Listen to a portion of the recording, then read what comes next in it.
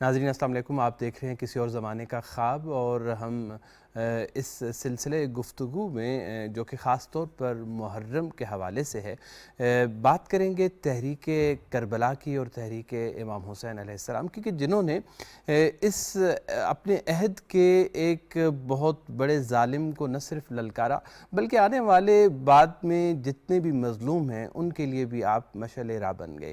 ہمارے ساتھ موجود ہیں بیرسٹر ظفر اللہ خان صاحب۔ ظفر اللہ خان صاحب پروگرام میں خوش آمدید۔ ہم کہتے ہیں کہ کربلا محض ایک واقعہ نہیں ہے بلکہ ایک تحریک کا نام ہے، ایک آغاز ہے ظلم کے خلاف کھڑے ہونے کے ایک سلسلے کا، جس نے بعد میں آنے والے جو مظلوم ہیں ان کے لیے بھی مشعل راہ کا کام کیا۔ یہ تحریک حضرت حسین نے کس طرح سے شروع کی؟ بسم اللہ الرحمن الرحیم، اللہم صلی علی محمد وعلی آل محمد وبارک وسلم۔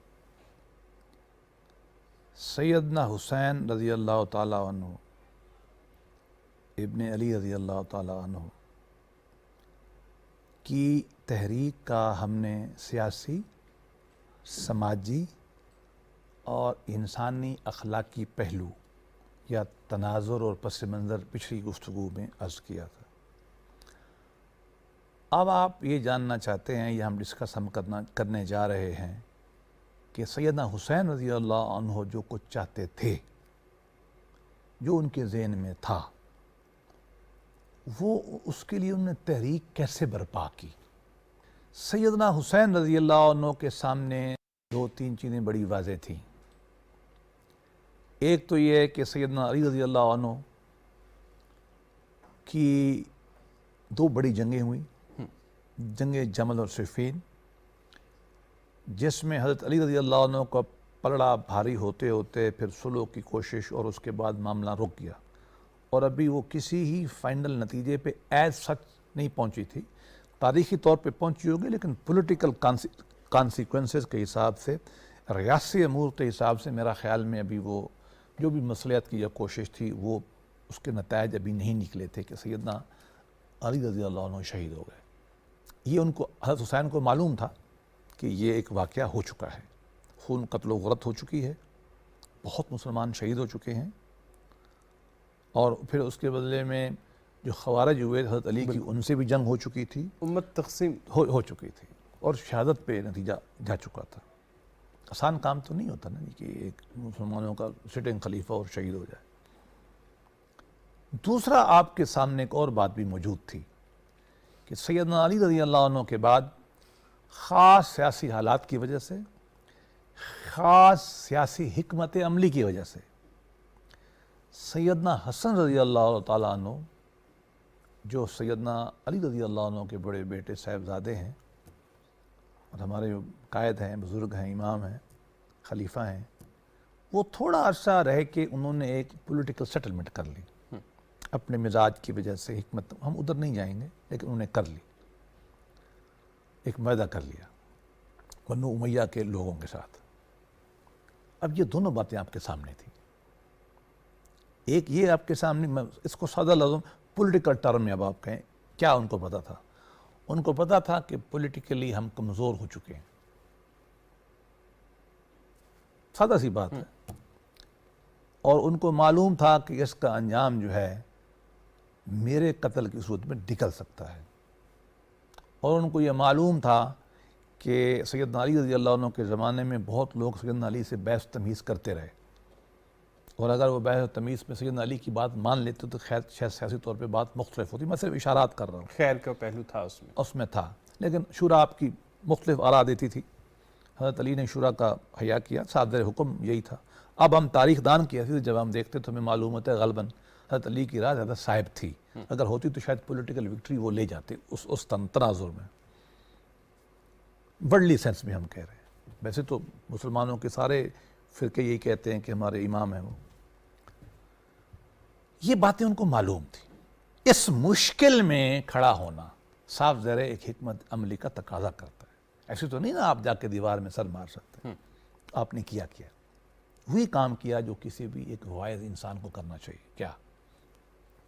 سب سے پہلے اس وقت کے جو امت کے قائدین تھے، روحانی قائدین، سماجی قائدین، آپ نے ان سے بات کی.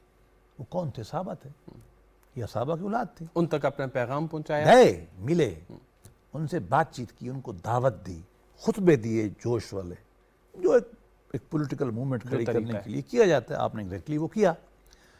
صاف ظاہر ہے آج بھی جو بڑے پاکٹس آف پاور ہوتے ہیں وہ میٹر کرتے ہیں نا. اس زمانے میں تو تھے یہی. آپ نے تمام کو جا کے ایک بات کہی کہ دیکھو, کیا میرے نانا نے, آپ کے نبی نے یہ نہیں کیا تھا؟ کیا یہ نہیں ہو رہا؟ کیا یہ ان کی تعلیمات نہیں تھیں؟ یہ کیا ٹوٹ نہیں رہی؟ کیا چاہتے ہیں آپ؟ سماج ہمارا بگڑ جائے گا, بد اخلاقی آ رہی ہے, اللہ کے احکامات کو بظاہر فلاؤٹ چھوڑا جا رہا ہے, مخالفت کی جا رہی ہے, ہمارا سماج شرعیت پہ تھا وہ نہیں رہا, ایک خاندان مسلط ہو گیا ہے, وہ لوگوں کو مار رہا ہے. یہ ساری باتیں انہوں نے کی. تو گویا کہ ایک انہوں نے ہم خیال لوگ بنانے کے لیے جو پروپیگیشن ہے, جو پریچنگ ہے, وہ انہوں نے کی. ایک پولیٹیکل موومنٹ بنانے کے لیے, ماس اپیل لینے کے لیے جو سوسائٹی کے لیڈر تھے, آپ نے ان سے بات چیت کی. بہت اچھا کیا, یہی ہونا چاہیے. دوسرا, آپ تشریف لے گئے حج پہ. حج ایک آج کی طرح نہیں تھا. آج تو حج ڈی پولیٹیسائز ہو گیا نا. حج میں تو آپ غیر سیاسی باتیں, ٹھیک ہے ایسا ہی ہونا چاہیے. اس زمانے میں یہ نہیں تھا. خلفائے راشدین کا یہ معمول تھا کہ وہ اپنی گرینڈ کانفرنس کرتے تھے مکہ میں. تمام دنیا کے مسلمان آتے تھے, تمام گورنر آتے تھے, صوبیدار آتے تھے, اور خلیفہ یہاں سے مدینہ سے جاتا تھا, سب کو پتہ ہے. بالکل. اور وہاں بیٹھ کے لوگ کچہری لگاتے تھے. آپ پوچھتے تھے دربار میں, بتاؤ کیا ہوا. لوگ شکایتیں کرتے تھے, آپ ڈسمس کرتے تھے لوگوں کو, فیصلے کرتے تھے. یہ ایک کہہ لیں کہ انٹرنیشنل کنونشن جو مسلمانوں کی امت کا تھا وہ وہاں ہوتا تھا. ٹھیک. لوگ ویسے آتے تھے اور ساتھ یہ بھی ہو جاتا تھا. بالکل صحیح. اس پہ کسی کا کوئی اختلاف نہیں. سارے صحابہ کرام نے, بڑوں نے کیا, ائمہ تمام نے کیا, خلفاء نے تمام نے کیا. آپ وہاں گئے, مقصد کیا تھا؟ ایک تو حج کرنا, وہ تو ہمارا فرض ہے نا. ایک یہ آپ کے ذہن میں تھا کہ میں وہاں لوگوں سے بات کروں گا کہ بھئی یہ ہو رہا ہے, آئیے مل کے آگے چلتے ہیں. مختلف علاقوں کے جی ہمارے دین آئیں بڑے گے, بڑے لوگ آئیں گے, ان سے بات انہوں نے کریں گے. کیا. پھر تیسرا جو آپ نے کام کیا پولیٹیکل سینس میں بات کر رہا ہوں, آپ نے جہاں مرکز تھا پاور کا, صاف ظاہر وہیں جانا ہے. وہ اس وقت دو تھے, ایک عراق کا جنوبی بصرہ اور یہ کوفہ اور یہ علاقہ, اور ایک شام. یہ تھے نا دو مرکز. آپ نے اس طرف رخ کیا. میں تفصیلات چھوڑ رہا ہوں, میں تو گرینڈ بات کر رہا ہوں. ٹھیک. آپ نے ساتھ میں وہاں لوگوں سے بات کی, خطوط لکھے, انہوں نے خطوط لکھے, آپ نے اپنے نمائندے بھیجے. یہی ہوا نا. انہوں نے کہا اچھا ہم آپ کے ساتھ ہیں. تو گویا کہ انہوں نے اپنے لحاظ سے جو پولیٹیکل پریپریشن ہے, ساتھ ظاہر ہے وہ جنگ تو نہیں لڑنے جا رہے تھے. 72 بندے یا جتنے بھی تھے, انہوں نے جنگ کی کال تو بھی دی نہیں ہے کبھی, کسی کتاب میں نہیں ہے. وہ ایک پولیٹیکل سٹرگل تھی. ان کا خیال تھا کہ مقامی لوگ میرا ساتھ دیں گے اور ہم اپنا ایک سول پاور کے ذریعے اس سسٹم کو چینج کرنے کی کوشش کریں. کبھی جہاد کی کال سیدنا حسین نے نہیں دی, کسی کتاب میں نہیں. شیعہ سنی دونوں یہی کہتے ہیں. تو آپ نے گویا کہ تیسرے سٹیج پر مقامی جو لوگ تھے ان کو بھی اپنے ساتھ ملانے کی کوشش کی, لیکن بنیادیں ڈاکٹرینل جو ہیں وہی رکھی. دادا کا دین, ہماری شریعت ہونی چاہیے, ہمارا خاندان ایک کی جگہ جو ہے وہ سارے لوگ مل کے فیصلے کریں, اور حکومت جو ہے وہ نیک پاک لوگوں کے ہاتھ میں ہو, اور دین کے تعلیمات کے مطابق ہو, ہماری اخلاقیات جو ہے قائم ہوں, اور ہم جو مال اور دولت میں پڑ گئے ہیں یہ بات ختم ہونی چاہیے. ہم جو بادشاہت اور خاندانیت میں پڑ گئے ہیں یہ ختم ہونی چاہیے. آپ نے اپنا پیغام بڑی وسیع سطح تک پہنچانے کی کوشش کی, لیکن اس کے جواب میں رد عمل کیا تھا؟ لوگ آپ کے ساتھ کھڑا ہونا چاہ رہے تھے, یا اس وقت کے حالات کیا بتاتے ہیں کہ کیا ہوا تھا؟ دیکھیے دونوں آراء تھے. کچھ لوگوں نے سیدنا حسین رضی اللہ عنہ کو منع کیا, جس میں آپ کے کچھ خانوادے کے لوگ بھی تھے, کہ ظلم کا نظام بہت مضبوط ہو چکا ہے, ہم ابھی اس پوزیشن میں نہیں آئے پولیٹیکل معنوں میں کہ ہم اس کو چیلنج کریں, آپ انتظار کریں. لیکن جو مقامی لوگ تھے, جو بصرہ اور کوفہ اور رجف, یہ جو علاقہ ہے, تاریخ یہ بتاتی ہے کہ وہاں جب آپ کے خطوط گئے, آپ کے نمائندے گئے, یا ان تک آپ کی دعوت پہنچی, ان کا مطالبہ یہی ہوا کہ آپ آئیں, ہم آپ کے ساتھ ہیں, ہم آپ کے ساتھ اس پولیٹیکل سٹرگل میں حصہ, سول موومنٹ میں آپ کا حصہ بنائیں گے. لیکن غالباً جو پولیٹیکل میکنائزیشن تھی, جو سیاسی عمل تھا, جو جبر تھا, یا پیسے کا استعمال تھا یا سیاسی دوڑ توڑ تھا، عہدے دینے تھے، اس میں یا خوف خطر تھا، اس میں پھر وہ لوگ آپ کا ساتھ نہیں دے سکے. یہ تاریخ ہی بتاتی ہے. آپ وہاں تھوڑے رہ گئے. اب جب تھوڑے رہ گئے تو آپ نے وہی بات کی جو کسی پولیٹیشنز کو، کسی سمجھدار بندے کو کرنی چاہیے. آپ نے فرمایا ٹھیک ہے، یہ اب لوگوں نے میرا ساتھ نہیں دیا تو میں واپس چلا جاتا ہوں. میں پھر لوگوں کو اپنی دعوت پھیلاؤں گا، کیونکہ فوج تو نہیں تھی نا آپ کے ساتھ، خاندان ہی تھا نا. تو ہم یہ تو نہیں کہہ رہے کہ وہ مرنے گئے تھے، وہ تو دعوت کا پیغام ایک سیاسی اسٹرگل کے لیے گئے تھے، اخلاقی دینی جدوجہد کے لیے گئے تھے، اس کو سمجھتے تھے. جی نہیں، آپ نے سیدھی سی بات کی کہ ٹھیک ہے جی، نہیں لوگوں نے ساتھ دیا تو ہم واپس چلتے ہیں. اس کی صاحب ذرے ان کو معلوم تھا کہ یہ نوجوان ہے اور یہ ذرا یہ وہ ہے، ادب سے میں کہوں کہ ایسا آدمی ہے جو ایک کاز کے لیے کھڑا ہو سکتا ہے، ایک مقصد کے لیے. تو یہ کوئی ٹھیک نہیں ہے. خطرہ بھانپ رہے تھے نا وہ اس بندے میں، پوٹینشیل تھریٹ ہے یہ. تو صاحب ذرے نبی کا مطلب خاندان کا تھا، لوگوں کو محبت تھی، ہم سب کو ہے. وہ علی سے لوگوں کو محبت تھی رضی اللہ عنہ. فاطمہ سے تو جان تھی ہماری آج بھی. وہ مطلب ادھر کا بیٹا تھا، کوئی عام آدمی تو نہیں تھا. تو ان کو خطرہ تھا بھئی یہ تو نہ صرف بنو ہاشم کا ہے اور نبی کا نواسہ بھی ہے، علی اور فاطمہ کا بچہ بھی ہے، اور یہ تو معاملہ ٹھیک نہیں ہے. مراد ٹھیک سے ہے کہ ان کو خوف آ رہا تھا دوسرے کیمپ کو کہ یہ کسی لمحے بھی کچھ ہو سکتا ہے. انہوں نے جانے کی اجازت نہیں دی. ان کا مسئلہ اقتدار تھا، دوسری طرف کا مسئلہ اقتدار تھا. ان کا انہوں نے مسئلہ کبھی اسلام کا نام لیا ہی نہیں ہے نا، وہ تو سادہ سی بات تھی. انہوں نے کبھی لیا ہی نہیں، کسی کتاب میں نہیں لیا، کوئی کلیم ہی نہیں ہے ان کا. چلو کلیم میں تو ہم اختلاف کرتے ہیں نا، انہوں نے کلیم ہی نہیں کیا، انہوں نے کہا ہی نہیں ہے اس بات کو. لیکن اپنے لیے ٹائٹل تو رکھا خلیفہ کا اور اس طرح. ہاں، خلیفہ تو ایک خلیفہ کا معنی اسلامی حکمران نہیں ہوتا. خلیفہ ہیڈ آف اسٹیٹ کے معنی میں اس زمانے میں استعمال ہوتا تھا. بہرحال وہ کوئی کہہ بھی لے تو فرق کیا پڑتا ہے اس سے. اگر میں فرض کیا کہہ لوں کہ میں مفتی اعظم پاکستان ہوں، میں بند تو نہیں جاتا نا. میرے کہنے سے کیا، میں آج کہہ دوں امام مہدی ہوں، اس میں کیا فرق پڑتا ہے. میں فیکٹ کے خلاف ہی بات ہوگی نا. دوسری بات، آپ نے دوسری بڑی سیاسی ایک موو کہہ لیں آپ، بڑی وائز موو تھی. اب ٹھیک ہے، اگر آپ مجھے واپس نہیں جانے دیتے اس خوف سے، تو میں اس بات پہ بھی تیار ہوں کہ میں کسی سرحد پہ چلا جاؤں جہاں مسلمان امت اسلام کے لیے یا لوگوں کو انصاف پہ لانے کے لیے لڑ رہی ہے، جہاد قریب ہے، وہاں چلا جاتا ہوں. یا کئی مسلمانوں کے اوپر حملہ ہو رہا ہے تو ان کی حفاظت کے لیے وہ بھی جہاد ہے نا، میں وہاں چلا جاتا ہوں. اب وہ ان کو پتہ تھا کہ یار یہ وہاں جائے گا لوگ مل جائیں گے اس کے ساتھ. ہوتا تو یہی ہے نا. یہ پاور ڈائنامکس میں بات کر رہا ہوں، میں مذہبی بات بالکل نہیں کر رہا. Power pure political science. آپ کو انہوں نے وہاں نہیں جانے دیا. اب بتائیے تیسرا راستہ کیا تھا کہ آپ مان لیتے. یہ تو پھر ہم توقع نہیں کر سکتے نا حسین سے کہ وہ کہے اچھا میں تم سے لڑنے آیا تھا، اب میرا ساتھ لوگوں نے نہیں دیا، تمہارا ظلم بہت تیز ہے، اچھا میں تمہیں مان لیتا ہوں. یہ ہم حسین سے توقع نہیں کر سکتے، علی سے توقع نہیں ہے، اللہ کے نبی سے توقع نہیں ہے، کیونکہ وہ خیر کے نمائندہ تھے. انہوں نے کہا پھر یہ بات میں بھی نہیں کرتا. جب اقدار کی بات آئی، حق کی بات آئی، تو پھر اس کی قیمت جو بھی انہوں نے کہا بھائی یہ کام ہم سے بھی نہیں ہوتا. تو پھر کیا ہے، ایک ہی بات رہ جاتی ہے آپشن، عزت سے مر جانا، شہید ہو جانا. آپ نے غیرت مند، مذہبی معنوں میں بات ہی نہیں کر رہا، ایک غیرت مند سیاسی لیڈر سے، کمیونٹی لیڈر کے حساب سے آپ نے وہی کیا جو کسی کو کرنا چاہیے. آپ نے پیٹھ نہیں دکھائی. پھر ٹھیک ہے آئیں لڑتے ہیں. اچھا، یہ تحریک جو کہ اس وقت یزید اور اس کے جو ساتھی تھے ان کا یہ خیال تھا کہ ہم نے ایک چند لوگ ہیں اور ان کو یہاں پہ ختم سر پھرے ہیں، مٹا دیں گے. تاریخ نے بالکل اس کے برعکس ثابت کیا. راز کیا ہے اس بات؟ دیکھیے فی الحال تو چونکہ ہم اس پہ کوشش کر رہے ہیں نا کہ ہم زیادہ تر دیکھیں کہ آپ کے زمانے کی تحریک وغیرہ کیا تھی. اثرات میں ہم اس میں انشاءاللہ بعد میں آئیں گے. کامن سینس ہے یہ. دیکھیے حق ہی رہتا ہے، چاہے عارضی طور پہ دب جائے. روشنی ہی رہتی ہے، چاہے عارضی طور پہ بادل آ جائے.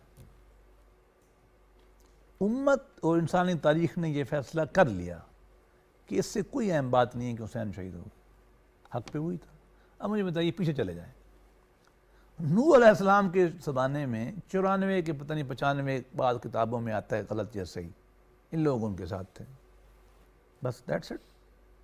ایک ہی کشتی میں آ گئے تھے نا. اس زمانے میں کیا کشتیاں ہوتی تھیں؟ قرآن مجید کی دلیل یہی ہے نا. دنیا خلاف تھی آپ کے، لیکن ہمارے امام تو نوح ہے.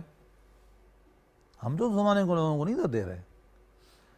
آگے آئیں مسیح علیہ السلام، حضرت عیسیٰ علیہ السلام، چند مشیرے، چند لوگ، 12 سے صحابہ، بڑی موئنہ سی کمیونٹی، 32 سے 34 سال، شادی نہیں فرمائی، غریب خاندان کے ہیں، سولی پہ لٹکانے کی کوشش کی گئی. ہمارا تو عقیدہ ڈیفرنٹ ہے نا جی. انہوں نے تو کر ڈالی اپنے حساب سے، اللہ نے ان کو بچا لیا. امت نے مانا، کون لوگوں نے کس کو مانا ہے؟ اس مسیح کو نا. کسی کو نام ہی نہیں پتا اس ملا کا جس نے پھانسی، مولویوں کی دولت تھی وہ، جنہوں نے حضرت عیسیٰ علیہ السلام کو پھانسی کو حکم دیا. کسی کو پتہ نہیں اس گورنر کا جس نے جا کے آخری موت پہ ٹھپا لگایا. ہم مسیح کو تو جانتے ہیں. تو یہ روایت حق و باطل کی جہاں بھی جنگ ہوگی، حسین اس کے نمائندہ ہیں اور حسین زندہ رہیں گے. جیسے مسیح زندہ، حضرت نوح زندہ، اللہ کے نبی زندہ، ٹھیک ہے وہ اس مقام پہ نہیں، شہادت کے مقام پہ نہیں ہے، لیکن تعلیمات زندہ. اور حضرت حسین چونکہ اسی حق کے نمائندہ ہیں، آپ نے بھی زندہ رہنا ہے. لوگ انہیں کو سلوٹ کرتے ہیں.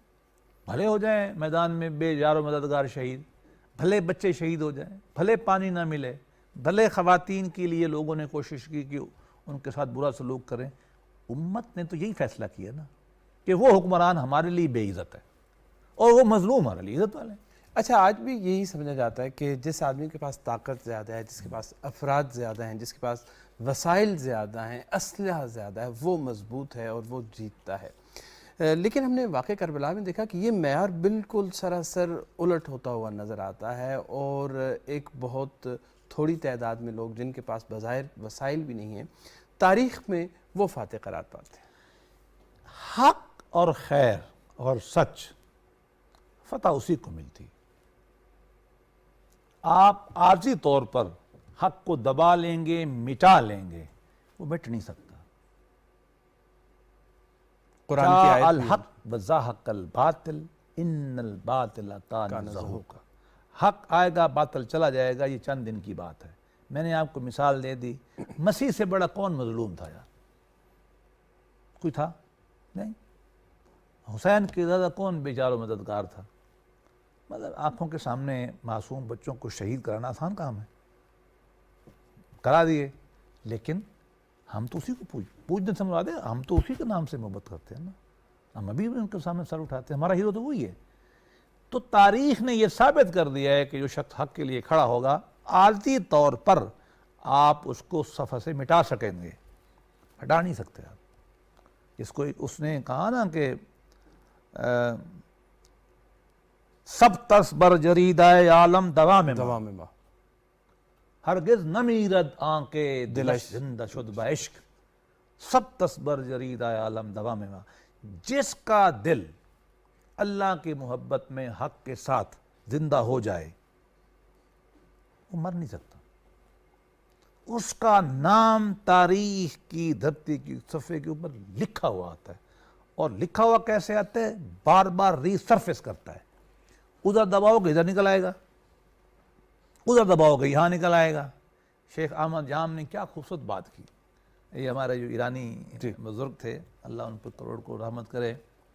کشتگان خنجر تسلیم را، کشتگان خنجر تسلیم را، وہ لوگ جو اللہ کی رضا کے خنجر سے ذبح ہو گئے، جیسے حسین رضی اللہ تعالیٰ عنہ، جیسے مسیح، یہ سارے وہی قبیلے کے لوگ ہیں.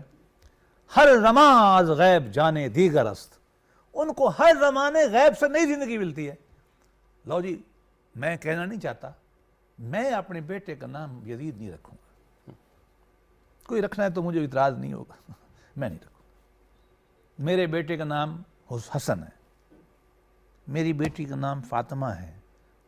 اگر اللہ مجھے دوسرا بیٹا دے گا تو میں حسین رکھوں گا. میری بیٹی جب پیدا ہونے لگی نا، انگلینڈ میں ہم تھے، تو گورو نے مجھ سے پوچھا کہ نام سوچا ہے ہسپتال میں. تو میں نے کہا دیکھو ہم مسلمان ہیں تو ہمارے 2-4 ہی نام ہیں، ہم ادھر ہی جائیں گے. کہتا میں نے کہا فاطمہ، کہتا فاطمہ، ان کو پتہ ہے فاطمہ کہتے ہیں. تو میں نے کہا جی فاطمہ کیوں؟ میں نے کہا جی ہمارے نبی سے محبت ہے. بس ہمارا تو یہ پرابلم ہے. تو بات یہ کہ یہ جو بار بار آ رہا ہے نا حسین، کبھی میرے بیٹے کے نام پہ، کبھی ایک تحریک کے قید کی حیثیت سے، کبھی دیکھو انقلاب کا کیا نعرہ تھا، اقبال لاہوری کا شعر تھا نا، رمز قرآن حسین آموختے، ہم نے اپنا دین کا راز حسین سے سیکھا ہے. یہ ری سرفیس کر رہا ہے حسین حق، ادھر چھپاؤ گا یہاں نکل آئے گا، دل سے تو نہیں نکل سکتا نا. چاہے میں اس کو اپنے آپ کو غم میں مار کے اظہار کروں، چاہے میں ان کی محبت میں ان کے گھوڑے کو نکال کے محبت کا اظہار کروں، چاہے میں اس کے لیے تازیانیوں سے محبت کا اظہار کروں، چاہے میں اس کے لیے روزہ رکھ کے اظہار کروں، چاہے میں آپ اور میں بیٹھ کے حسین کی یاد کا اظہار کریں، بات تو ایک ہی ہے نا. یہ وہ حق ہے حسین کا، یہ ظاہر ہو رہا ہے، ہوتا رہے گا، یہ کوئی نہیں مٹا سکتا. اچھا، اس پہلو میں جو جس طرف آپ اشارہ کر رہے ہیں، جو قابل غور بات ہے یہ ہے کہ ایک طرف تو اس کے سیاسی پہلو اس تحریک میں تھے، دوسری طرف اس کے اخلاقی جو اعلیٰ ترین معیارات تھے اس کو زندہ کرنے کے لیے یہ تحریک تھی. لیکن ہم نے دیکھا کہ حضرت حسین نے کم لوگوں کے ساتھ قیام کیا، اور جو امیجیٹلی ہم نے اس کے اثرات دیکھے، کیا اس وقت یہ نظر آ رہا تھا کہ یہ کوئی بڑی تحریک بننے جا رہی ہے اور تاریخ میں اتنے دیر پا اثرات چھوڑے گی؟ دیکھیے بالکل ایسا نہیں ہوا. حضرت حسین رضی اللہ عنہ کے ساتھ زیادہ لوگ نہیں تھے، اور کسی کی وہم و گمان میں نہیں تھا کہ یہ نہیں تھے، تو بھی اتنا بڑا واقعہ جو ہے تو بھی آنیسٹ نہیں تھے. کوشش آپ نے بہت کی، لوگوں نے ساتھ نہیں دیا، بدقسمتی مسلمانوں کی. اور بالکل مختصر لوگ تھے، اور اس وقت عام تصور یہی تھا جو لوگوں کو ہوتا ہے، بس مک گیا ہے، خاندان بھی مک گیا ہے، ختم. تو اسی پہ خوش تھے نا کہ ہر بچے کو، ہر کو سیدنا امام زین العابدین کے علاوہ کوئی بچہ تو نہیں تھا نا، وہ بھی اللہ نے بچایا، کوئی حکمت تھی اللہ کی. تو باقی سب ختم ہو گئے. تو وہ تو سمجھتے تھے اللہ معاف کرے، اللہ معاف کرے کہ جناب ہم نے سر کچل دیا ہے. خوش تھے نا سارے کے سارے، لیکن ان کو یہ تو معلوم نہیں ہے نا کہ حق کا سر کو تھوڑی کچلا جا سکتا، اللہ کی اپنی مشیت بھی تو ہے. تو بدقسمتی ہے کہ اس زمانے میں تو کہتا ہوں کہ مسلمانوں نے ایک اجتماعی گناہ کیا، اجتماعی سستی کی، اور اپنے اوپر صدیاں، اور آج تک میں زیادہ مطمئن نہیں ہوں عہد حاضر کے مسلمان سماج سے بھی، ابھی ہمارے اندر ملوکیت کے اثرات ہیں، زندگی بھر ہم ملوکیت کے پیچھے مرتے رہے ہیں. اقبال نے بالکل صحیح کہا، اے کشتہ سلطانیو ملاو پیری، اے مسلمان اگر تم مجھ سے پوچھے گا تمہاری تاریخ کو، تمہاری تہذیب کو، تمہاری روح کو کس نے ذبح کیا ہے، تو اقبال کہتا ہے میں تمہیں بتاؤں گا کہ سلطانوں نے، ملوکیت نے، جعلی پیروں نے اور جعلی علماء نے.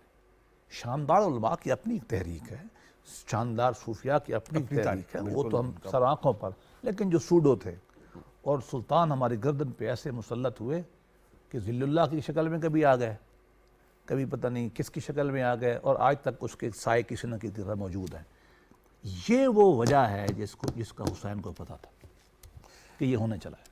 اس لیے انہوں نے کہا اچھا میں تو اپنی جان قربان کر دوں نا، میں تو گواہی دے دوں دین مصطفیٰ کی، میں تو بتا دوں کہ میں امت کو بچانے کے لیے آیا تھا. تاریخ کا انصر کام جانے، یہ انہوں نے کیا، غیرت مند انسان تھا، ثابت کر دیا انہوں نے.